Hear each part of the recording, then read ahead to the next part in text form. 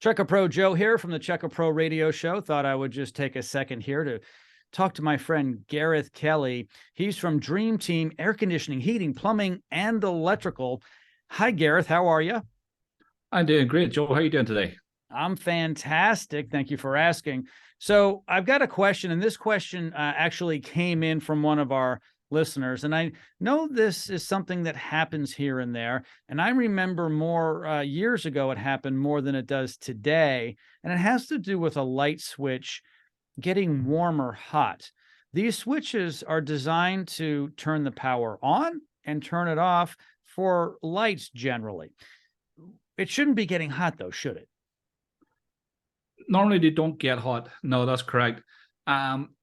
Years ago, we used to have incandescent loads on our lights. So they required, they pull a lot more power, a lot more watts. So if you had a lot of recessed lights or a chandelier with lots of light bulbs or a high wattage fixture, that can overheat the switch. But, you have to make sure the switch is rated for the application. So if the switch is getting overloaded, it will start to heat up. So if it's getting overloaded and overworked, that means, you may look into separating the circuit out or putting on a different switch. But as long as it's, as long as it, meets code requirements, you should be good. But it's also a sign of like the switch is going bad. And that could be a loose connection inside the switch itself. Or it could be a loose connection that, has loosened over time, Joe. So sometimes we find out in the homes is that, through all the vibrations of a home, sometimes your electrical connections become loose, just like a doorknob in your kitchen cabinet. Yeah. And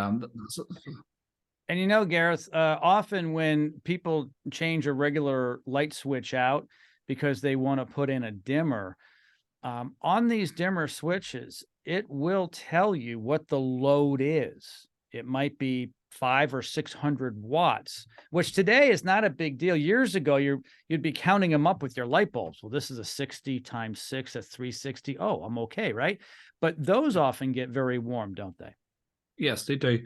So that's a good job you brought up about dimmer switches, because dimmer switches are designed to just get a little bit warm to the touch, not hot, but warm. So if you ever notice a dimmer switch has got a metal face on the front, and I'm trying to say the right word, disperses the heat from the inside of the dimmer to stop it from burning out or overheating. So if you've got a dimmer switch that's hot to the touch, it's probably not the right dimmer for your application.